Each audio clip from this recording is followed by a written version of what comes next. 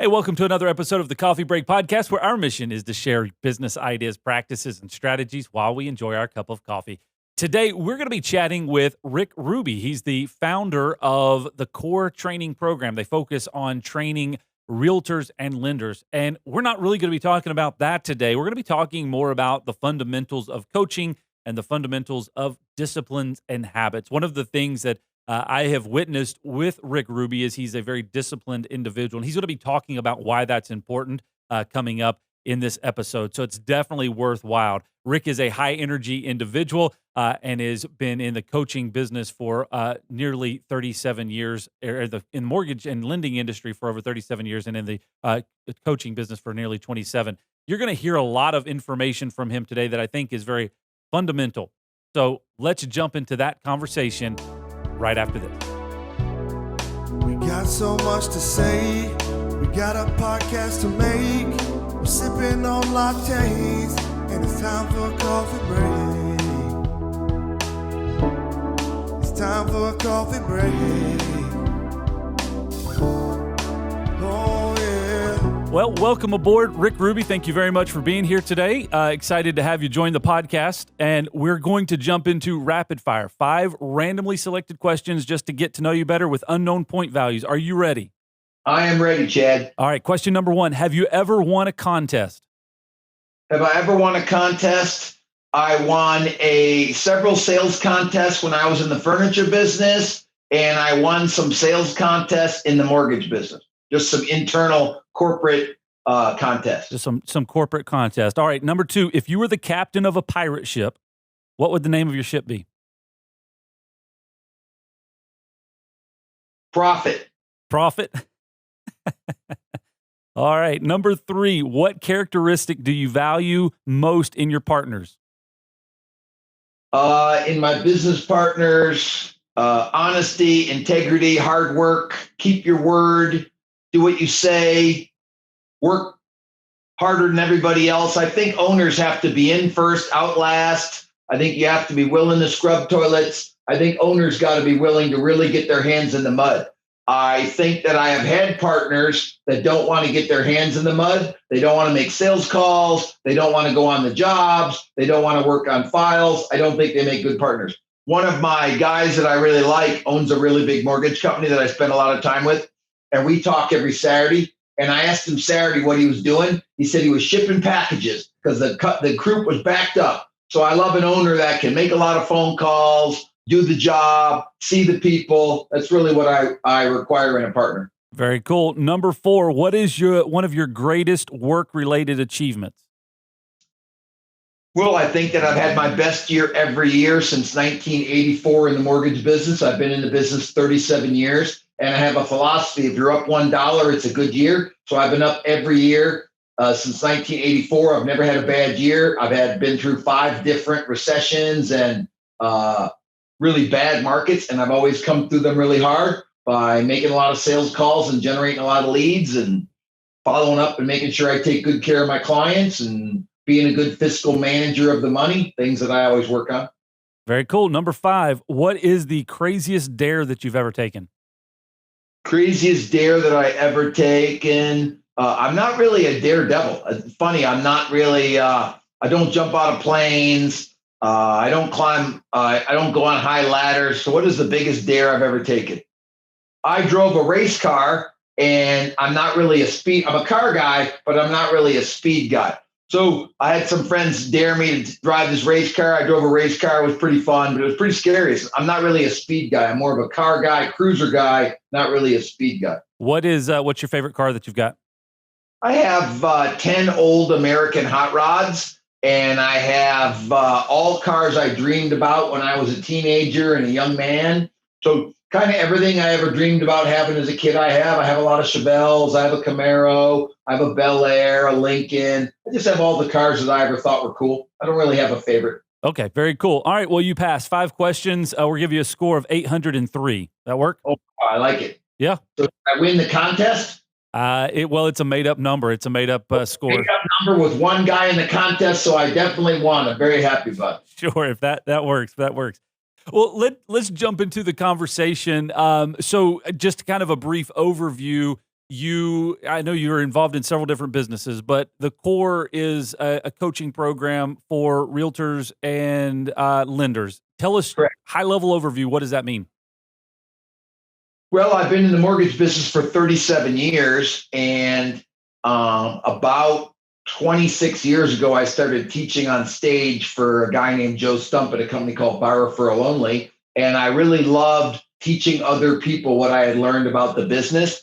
But I didn't I think most public speakers, their stories kind of grow too much. So I wanted to get more in the coaching business where I would tell somebody what to do, see them do it, and share in their victory. So that's really what I think coaching is over like a public speaker or a seminar. So I got in the coaching business, and I started off with 6 students, and I looked at their lead tracker, how many leads they got. I looked at their pay logs. I looked at their P&L. I looked at their personal budget. And it just grew from 6 clients to 500 clients over the last 20 years. That's pretty awesome. So maybe you get this question a lot. Why coaching? Why get into coaching? Why not just keep all the information for yourself and just build an empire? Well, when I was a young man in the mortgage business and I was coming up and doing really well and really starting to break some records, I played King of the Hill. And the way you play King of the Hill is you get on top of the mountain, you kick everybody else down. And that's just what I was taught, that if you're the star, you can't let anybody else know your secret. So I started off not sharing and not telling people, sharing with what I was doing. And then one of my first mentors, I've had about 15, then one of my first mentors said, a better game is mountain climber. So I got to climb up the mountain and drag 5 people with me. He says, well, that's kind of what it is. But the real key is when you fall, they will all catch you. Yeah. So he said, most people have a really big run and they pick King of the Hill. Then when their run is over, they crash really hard. He says, if you don't want to crash, you play mountain climber and you help these other people up the hill. And then when you fall, they'll all grab you and catch you. So that was the difference between being a superstar salesman and being more of a sharer in the coaching business, kind of the difference between King of the Hill and mountain climber. Do you think you have learned more than you've taught in the coaching because it's more of a collaboration type effort? Is that something that you've picked up over rather than as you're bringing people up that hill with you? Is there as much learning as there is teaching? I think that there's different types of teachers. There's teachers that teach from knowledge, and there's teachers that teach from experience. Because me and my coaches are all still in the mortgage business. So every day what I'm dealing with, like I have coaching students today, whatever I'm dealing with today and yesterday in the mortgage business, I will be teaching my clients today. So I think it makes us very relevant because we're in the business. So we're not teaching of what I did 20 years ago. Yeah. I'm teaching what I'm dealing with right now today. So as the market's always changing, because I'm in the business, I have to adapt. So I have to teach my coaching style. It's kind of like, in the old days, NBA basketball players were player coaches. Yeah. So we're all kind of like player coaches. We're all in real estate or we're all in lending. So we're all teaching the people what we're doing every day. So I think that's why coaching. I am still in the mortgage business, and I am still, I am a coach and I own a coaching company. So I coach 44 coaches. I coach 12 students at a time. So I think that when you coach, it's almost like looking in the mirror. So it's hard to tell somebody to do something if you're not willing to do it. You know, you could be a hypocrite and I could tell you what to do and then I didn't do it, or you could be authentic and I could just tell you what to do and I do the same thing. Yeah, that kind of old adage of do as I say, do not as I do. You can't really do that when you're a practitioner. I think true success comes from people doing as I do, copying me, being a good example. You know, I look at leadership and I look at servant, example, and authority. And I think if you're a really good servant and you take care of people, you're going to go far. And if you're a really good example, then you go really, really far. Just a reminder, you're listening to the Coffee Break Podcast. Also, we wanted to let you know that our team puts together a weekly blog post. You can find it at locdoc.net/blog. It's guaranteed to raise your IQ by 12 points or your money back. So it's pretty much a win-win. All right, back to the conversation. When you get into the coaching program, you've got students that are coming through. I know I feel like I've had a unique opportunity to sit in on some of, I guess, maybe a high-level overview of some of the coaching through some of your conferences that we have helped to produce on our digital content side. And so I've kind of gotten a backdoor into some of the coaching side of it. And it's interesting because some of the principles that you guys talk about maybe aren't completely brand new, but the way that they're implemented from creating habits and disciplines are very much carried throughout the entire program. Why is that? Well, I think that there is no new information. I mean, I think everything has been rechurned and respun. How to sell has been around for thousands of years. Having a team has been around for thousands of years. Being fiscally responsible has been around since the beginning of time in business. So I don't think there's any new information. I think if you look at football, like I like sports, and if you look at football, it's offense, defense, special teams. So everything raves around those things. So for me, it's everything around leads, it's everything around team, it's everything around money. So I basically base coaching around those three principles. If you have a lot of leads, you will always do well. If you have a team that delivers a great experience, you'll always do well. And if you manage the money properly, you'll always do well. So I kind of keep business around those three basic philosophies. I heard somebody say about you one time that you're probably one of the most disciplined individuals that they had been around. My question is for you on the discipline side. Obviously, that's a big part of the coaching process. That's a big part of creating those habits that turn into disciplines. Is that a characteristic that is innate in certain people, or is it something that can be taught? No. I'm naturally a slob. I'm unorganized. I used to be late for every meeting. I couldn't keep my word. I was a slob. And then as I came up through life and wanted to become more successful, another one of my mentors said, if you're a slob, you can't be successful. He walked out and looked at my car and he says, because your car is a mess, your life is a mess. He says, your closet, your car, and your desk is a reflection of your life. So I keep a really neat closet. I keep a really neat car. I keep a really neat garage. I keep a really neat desk. And I think that's a reflection of how I do business. I went to a program called Rapport Leadership, which is a personal development program. And there they taught that time is money and respect. So I think you can't be on time if you're not disciplined. I was married the first time and I wasn't a very good husband. And then a mentor of mine that's a really good husband said, you have to go on a date every week. So I literally work out at 4:00 on Friday.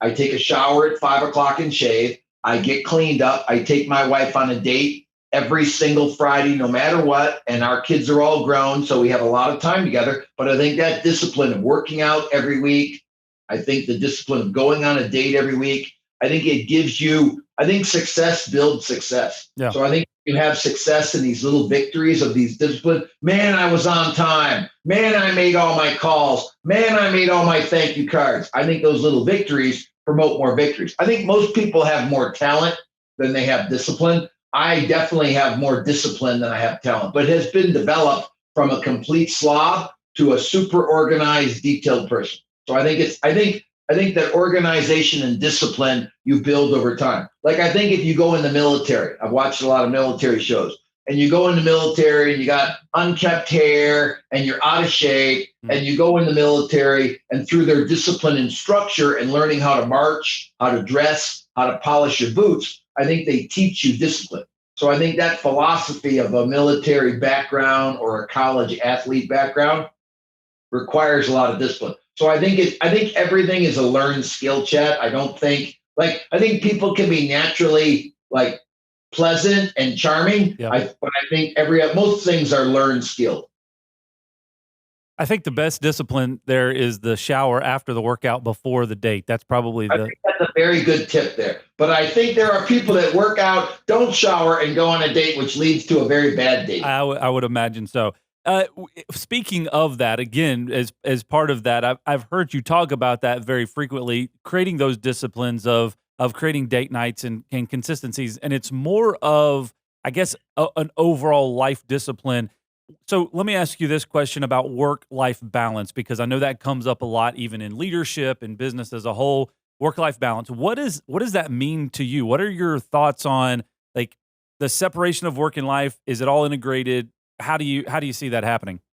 Well, I think that early on in my life, my purpose was to provide for my family. So early on in my life, I would work unlimited hours, 80, 90, 100 hours a week to provide a good life for my family. And I think that's everybody's natural core purpose, is to provide for their family. Then I think you move on and then you want to accumulate wealth when you start to do well. And I think these disciplines that you set up lead you as your purpose changes. But I think that for me, when I think of work-life balance, I used to think work was my life. Now I work to enjoy my life. So I think if you focus on work as a provider of a great life, I think that love, fitness, family, friends, spirituality, like I work a program called Wheel of Life that I learned about 30 years ago that I teach coming into the end of the year. I'll teach a lot of life balance. And I think that for me, you have to look at your life and you have to say what is broken. And then you have to surrender to a process and an authority. And then you have to be obedient.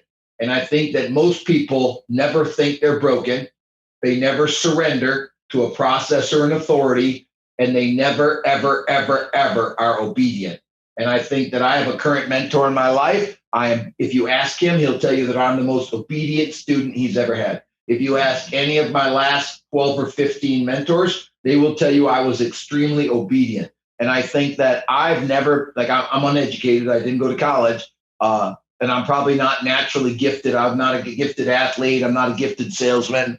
So I have pursued these people that are really successful and learned from them and surrendered to their authority and been obedient. And as people taught me to have a better life, how to have a better marriage, how to honor God, how to raise good kids, I was taught all those things. And I think that, gosh, what you know how many rich guys, Jed, I know that are unmarried, unhealthy children relationships, out of physical shape. They have no balance because all they have is work. So I work for the purpose of enjoying my life. And I try to teach people to work to enjoy their life, be in love, have a lot of friends, be in good shape. I think it's very lonely when you look at rich people that have empty lives, and it's like, I don't want that. So if I don't like something, I find somebody that's really good at something and I learn from them how to add that part of my life.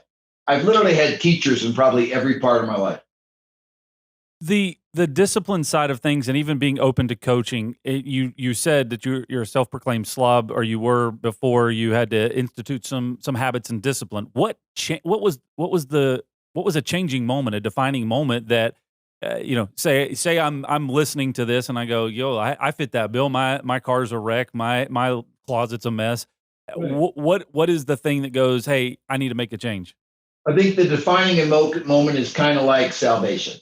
I think that everybody's heard about God. Everybody knows about God, but there are people out there to say, I just can't do it alone. And they're broken and they're on their knees and they surrender and they say, take over my life, Jesus, or God, or whoever they're following. And they have been broken, they have surrendered, and then become obedient. I think those 3 steps. So if you look at your car and say, wow, I'm a slob, and then somebody tells you to be neat and organized, and you surrender and you become neat and organized. I think that pain equals surrender, equals change, equals growth.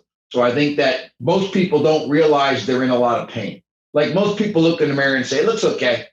I look in the mirror and say, that needs to change, that needs to change, that needs to change. I get really serious and make the pain probably. I'm kind of like, for a coach, Chad, I'm kind of like, you have a wound in your arm, and instead of me putting a Band-Aid on it, I pour salt on it and stick my thumb in the wound. Does that make sense? So I make the pain bigger for people to make them surrender and be obedient, follow a process, and then they explode. So it's kind of the formula. So you're an irritant? I'm an irritating son of a gun. I think people would describe me as very, very irritating. I will find your weakness, Chad, and I will pound it. Really? And my wife calls me the repeater. So once I latch on to somebody's weakness, I stay on it very hard for a very long time. Very interesting. All right, let me jump into this. The old adage, leaders are readers. What are your thoughts on that? Is that part of your coaching program? Do you have assigned reading? Is that a thing? And if so, what are some of your favorite books?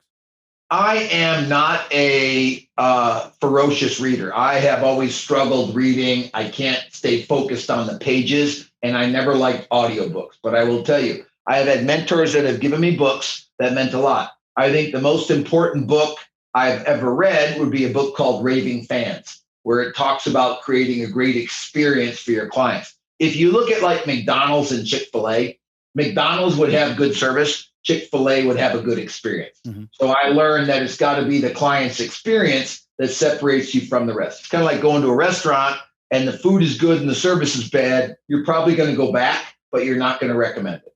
So I looked at, in my journey at Buyer Referral Only to build a referral business, you got to deliver a great client experience. Like if you look in the mortgage business, Quicken Mortgage is the largest. They spend billions of dollars on technology. They probably have the best service, but I don't think they have a good experience because I've had a lot of clients go to them and they're like, no one really answered my questions. No one made me feel good.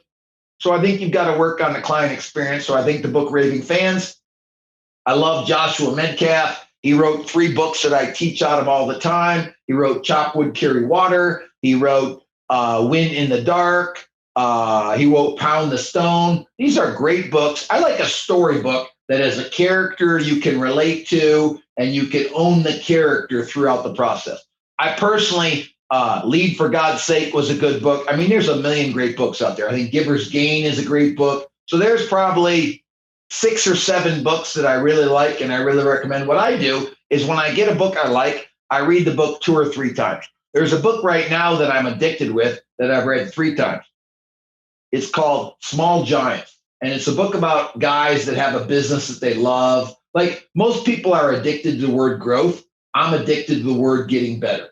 So I want to get better to have some growth. I'm not addicted to getting bigger and I'm not addicted to getting more. So in this book, Small Giants, it's about these 8 business owners. They build a business they love. They're having a lot of fun. They take great care of their clients. They take great care of their employees, but they're not trying to get so big that they're going to sell or go public. So I kind of like small giant businesses where I know the receptionist, I know their kids. I like a business where it's really relational. So I like the book Small Giants for a successful business. I like the book Small Giants. For every business, I like the book Raving Fans as a foundational book. I like Michael Gerber's E-Myth. I thought he wrote some great books about making it a process and a system. So I only read business books. I don't read anything recreationally. I do watch a lot of TV and I try to learn leadership tips from the TV. For leadership, I have like John Maxwell. I think he writes great books on leadership. So those are who I follow and who I've read through the years and who I really like. I think you said at the beginning you first started teaching on stage about 27 years ago. Was that an accurate? About 26 years ago now. 26 years ago. So for 26 years, you have taught on stage in front of a crowd. You feel the energy of a crowd. You feel the lack of energy from a crowd. That's part of it. Obviously, 2020 has halted a lot of that. From being around you the few times that I have, one of the things I've picked up is you're big on face-to-face. What has been something that you've learned this year that you've had to adapt to, and maybe what are some lessons that you're learning outside of that? Well, I'm not a technology guy. I use a flip phone. I don't email. I don't text. I've never been online. So I'm not really a technology guy. And this year has really, I had 2 choices. I either would have adapted or I would have been in trouble. I'm up 9%. Normally I'm up 20% a year, but I'm up 9%. I've done I do 2 giant summits where I charge $5,000 for a big event. We have one next week that you're doing our event for us. I do a big giant event with 2,000 people every year, and I do a team training. So I do 4 events a year for my company, and they're all live. And this year I did all 4 events virtually.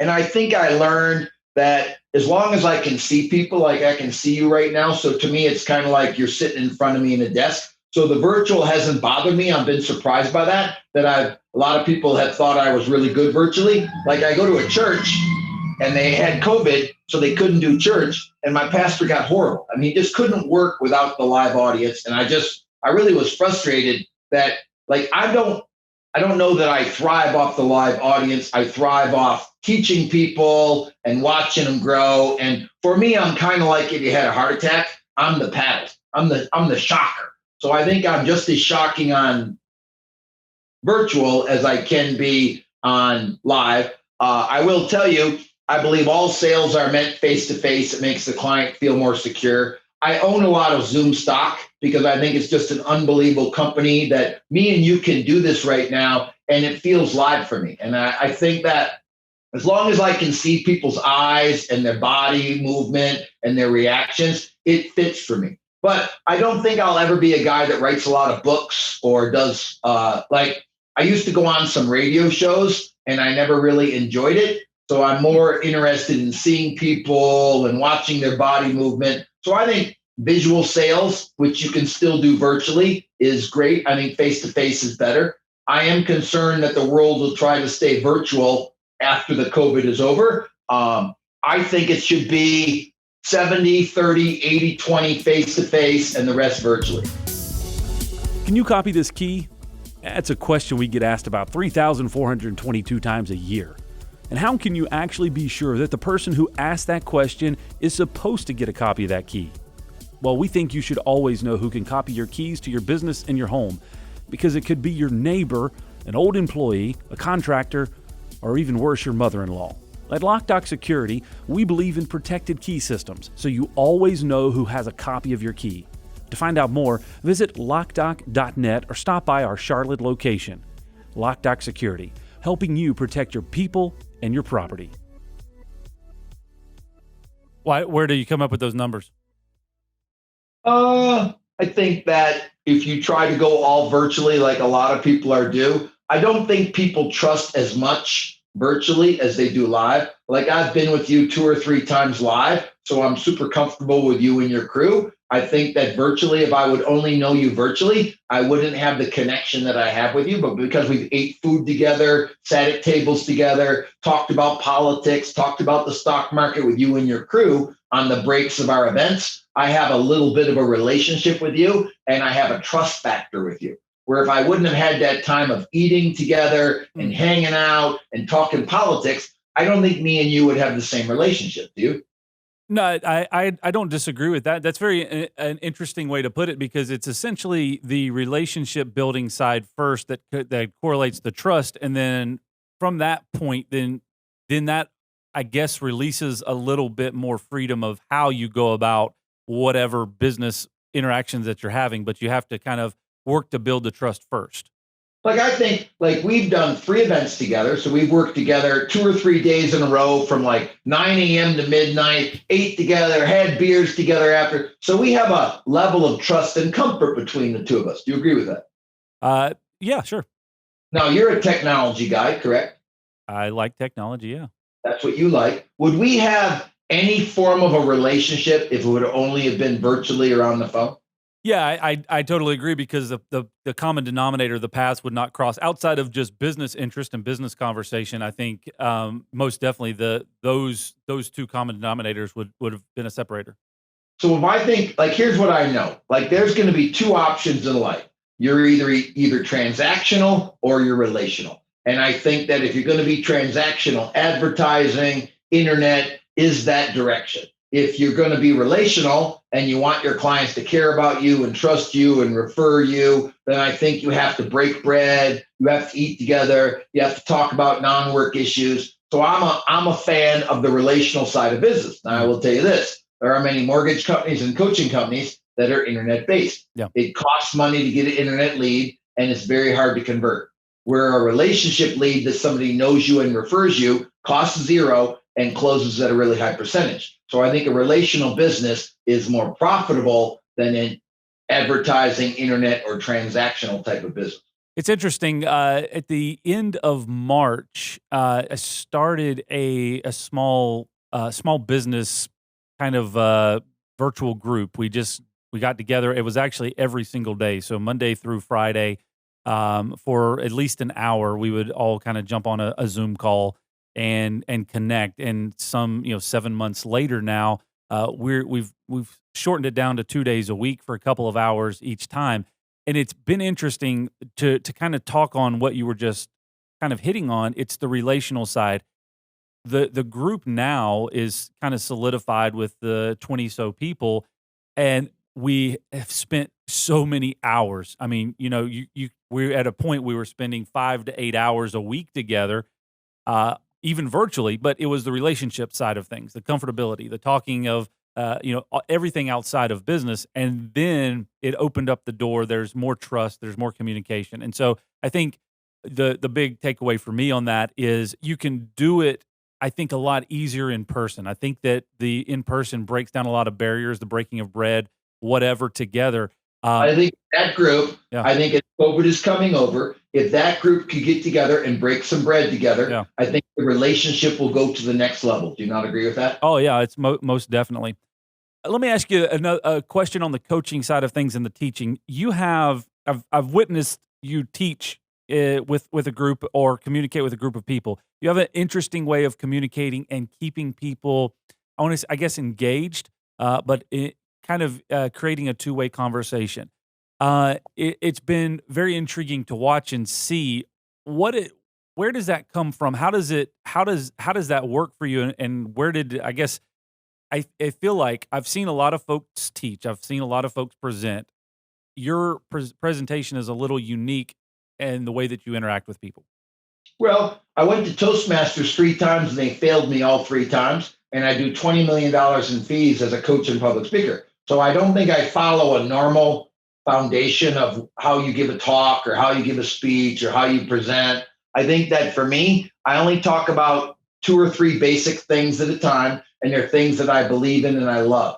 I think that when I first became a public speaker, I was going on stage and I was making a lot of money. I mean, it was like 1995. I just made $1 million. I had a great year in the mortgage business. And I went on stage for Joe Stump, who's a great public speaker. I mean, he follows all the rules, all the style. He's very scripted. Everything he says is exact word by word. That's not my style. So he would be more like a politician that would read off a teleprompter. Mm-hmm. I would be more like a politician that we have currently that just says whatever he feels in the moment, off the cuff. So it's more of those 2 styles.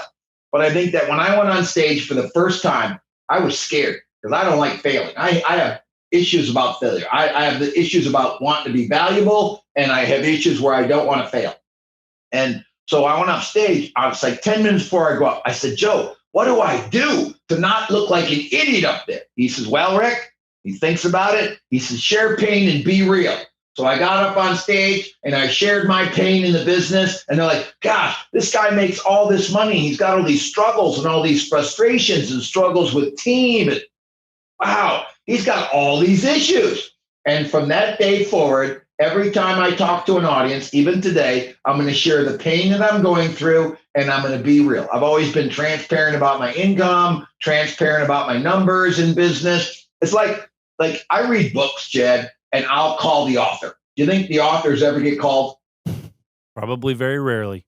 Very rarely. So I call these authors, and they're all glad to talk to me. And I'm a get down to business.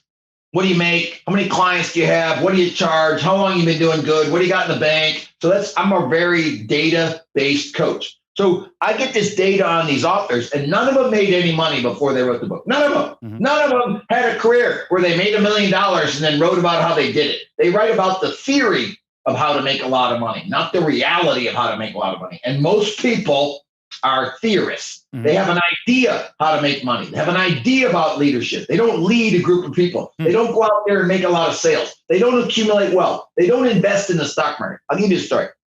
I have a friend of mine, and I tell him you can't have a financial planner without knowing how much they make and how much they have in the bank. He said, well, that seems weird. So he calls his financial planner, and his financial planner will not tell him how much money he makes or has in the bank. I said, you got to fire that financial planner.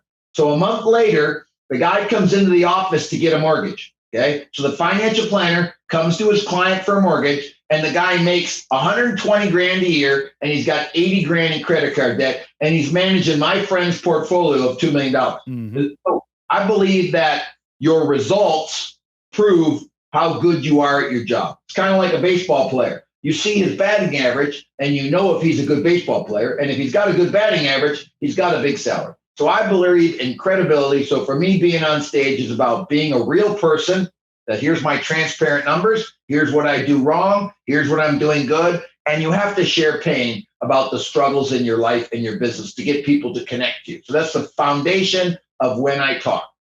Be real and share pain.